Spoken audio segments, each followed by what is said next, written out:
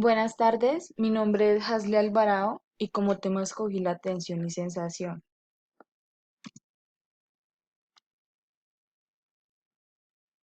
La atención, según Ballesteros, es el estado de observación y alerta que nos permite tomar conciencia de lo que ocurre en nuestro entorno. Otra definición que Ballesteros dio fue que la atención nos permite dirigir los recursos mentales sobre elementos que están en el medio y los que podemos considerar que son más relevantes. Esto quiere decir que es la capacidad de generar, dirigir y mantener un estado de activación adecuado para el procesamiento de información. Estructuras implicadas en el proceso cognitivo de la atención. Formación reticular. Se asocia con el mantenimiento de un estado de alerta, con lo cual el cerebro está disponible para recibir información. Es decir, que es la concentración y la capacidad que la persona tiene para memorizar. El tálamo. El tálamo es una estructura cerebral que es conocido por ser un punto de relevo de la información sensitiva y motora, es decir, que es la encargada de recibir, procesar, integrar y enviar todas las informaciones sensoriales, motoras y límbicas. Una de sus funciones es recibir las vías sensoriales que provienen de la médula espinal y el tronco encefálico. También trabaja en la visión y sirve de zona intermedia para los estímulos auditivos. Ganglios basales. Es una interfaz atencional que une la formación reticular, la corteza cerebral y el sistema límbico, los cuales son los encargados del aprendizaje, de dar postura y del movimiento voluntario.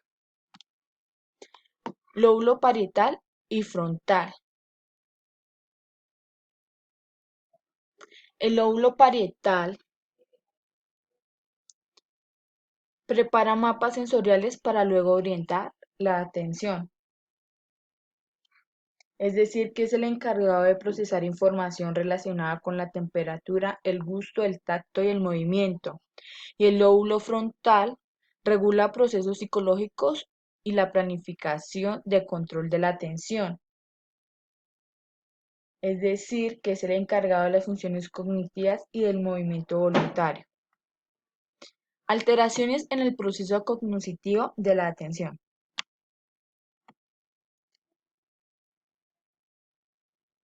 Se altera por múltiples causas, las más comunes son las etiologías del daño cerebral. Primero, accidentes cerebrovasculares. Es una lesión en el cerebro ocasionada por la interrupción de la irrigación sanguínea. Los síntomas del derrame cerebral incluyen problemas para caminar.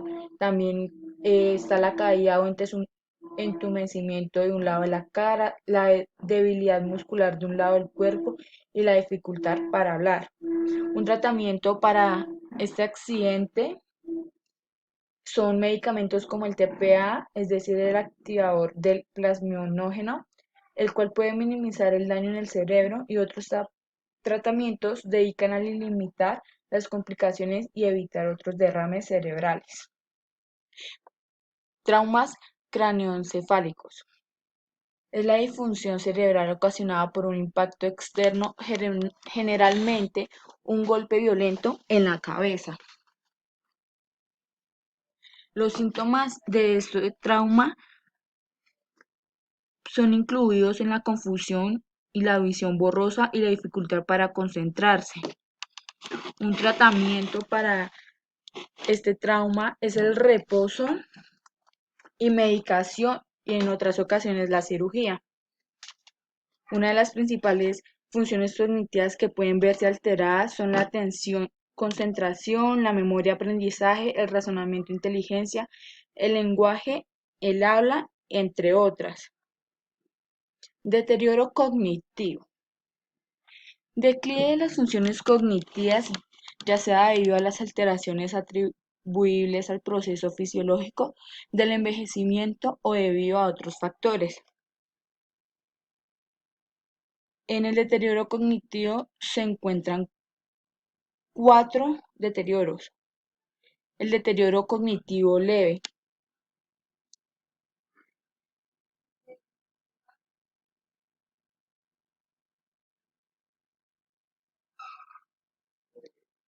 la demencia leve, que el cual el paciente suele presentar cierto grado de desorientación en el tiempo y espacio, en donde la persona olvida los nombres de familiares y personas allegadas a ella, y también evidencia problemas con la memoria reciente y puede presentar cambios en su conducta.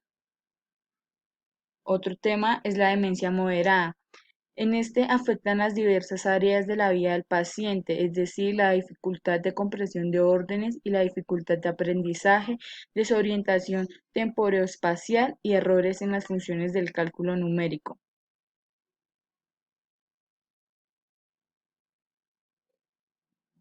Demencia grave. El paciente no comprende lo que le dice y lo que dice no tiene sentido. Hay pérdida total de la memoria remota e incapacidad para escribir y cuidar de sí mismo.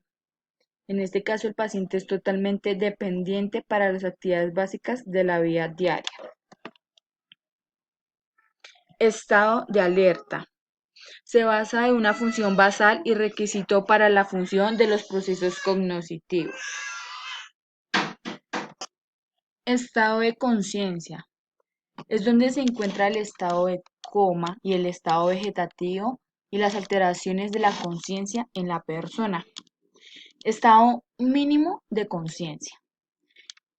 En este se observan las evidencias donde el paciente tiene cierta conciencia del entorno y de sí mismo.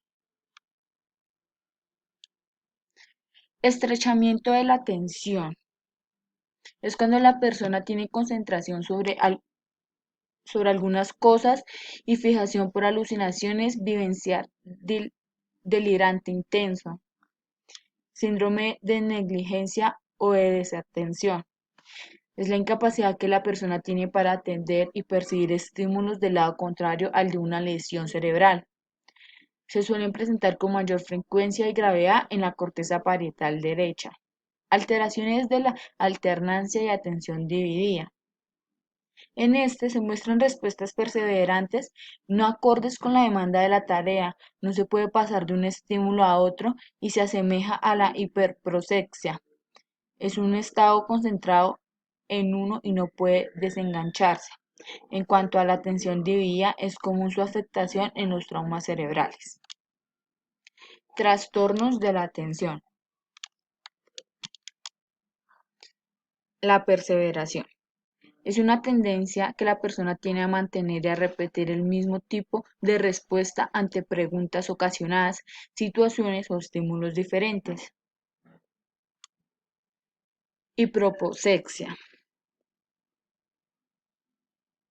Se trata de una disminución del nivel de atención del individuo en donde se puede detectar en condiciones normales, ya sea el sueño, cansancio y aburrimiento, y en condiciones patológicas de la naturaleza orgánica o funcional neurótica o psicótica.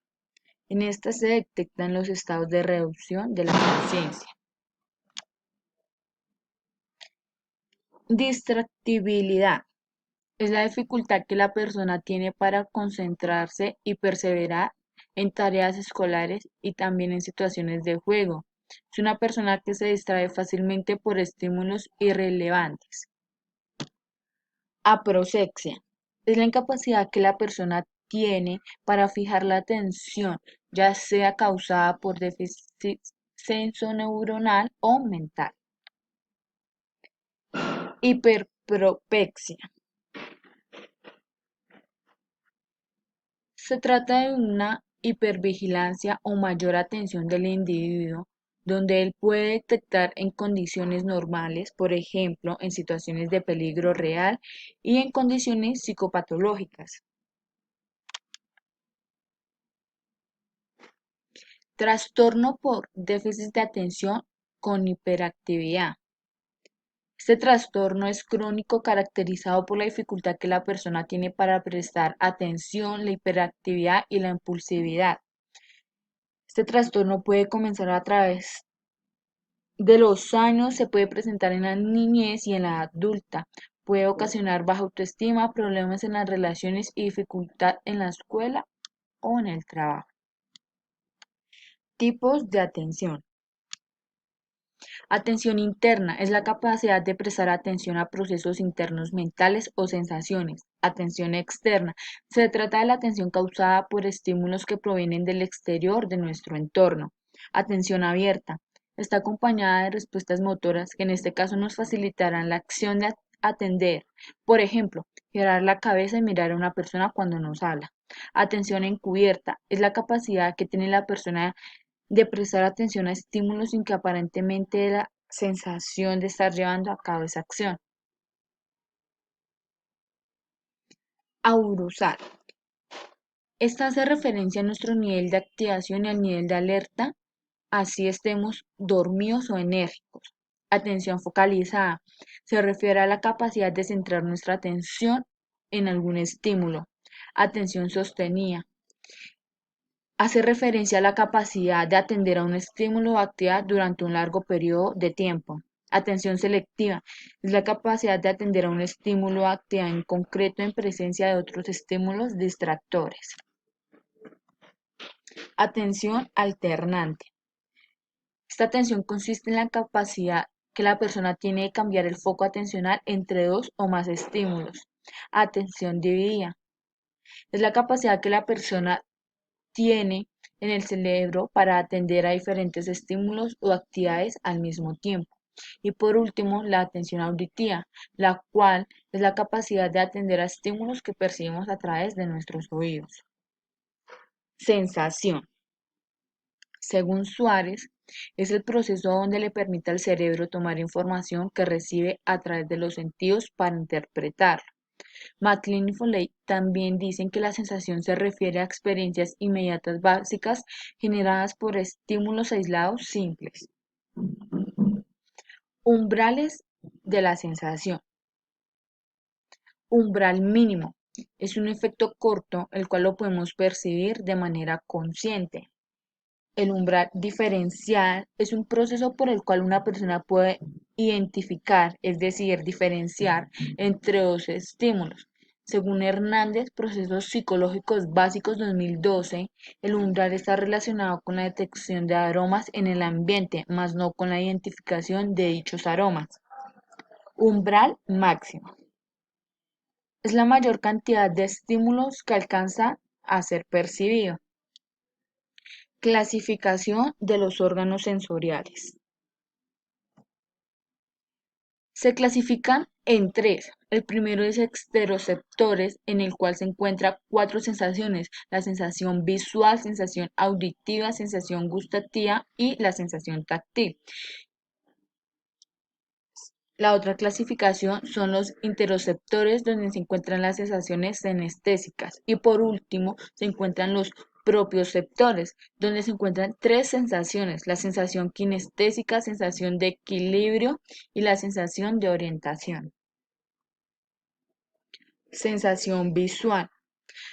La sensación visual está compuesta por estímulos de la luz y células receptoras, bastones y conos de la retina, que se encuentran en el nervio óptico y el lóbulo occipital. Sensación auditiva. Está compuesta por estímulos los cuales son causados por las ondas sonoras y las células receptoras ciliadas que se encuentran en la cóclea del nervio auditivo y del lóbulo temporal. Sensación olfativa. Está compuesta por estímulos de sustancias químicas que se encuentran en el aire y en las células receptoras, membranas epitelial y olfatoria. Sensación gustativa. Esta sensación corresponde a los estímulos de sustancias químicas en solución. Cuenta con células receptoras que son las papilas gustativas de la lengua, el nervio facial, el nervio glosofaríngeo y el nervio vago y el lóbulo parietal. La sensación táctil. Son los estímulos que están relacionados con el contacto y la presión que se ejercía por la piel en los objetos. Sensaciones térmicas. Estas sensaciones son aquellas relacionadas con los estímulos de cambio de temperatura, también de las células receptoras del corpúsculo de Rifkin y de